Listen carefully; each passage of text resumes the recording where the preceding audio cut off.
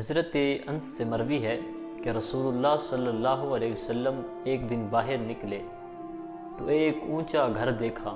آپ صلی اللہ علیہ وسلم نے فرمایا، یہ کیا ہے؟ صحابہ نے کہا، یہ فلاں انصاری کا گھر ہے۔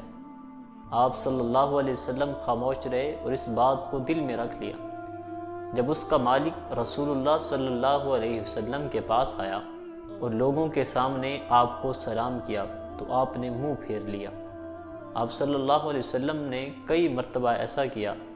اس آدمی نے آپ کا غصہ اور منہ پھیرنا محسوس کر لیا کہ رسول اللہ صلی اللہ علیہ وسلم ناراض ہیں، تو اس نے صحابہ سے شکایت کی اور کہا، واللہ رسول اللہ صلی اللہ علیہ وسلم سے ایسی ناراضگی اور غصہ پہلے تو کبھی نہیں دیکھا، جس کا سبب بھی معلوم نہیں۔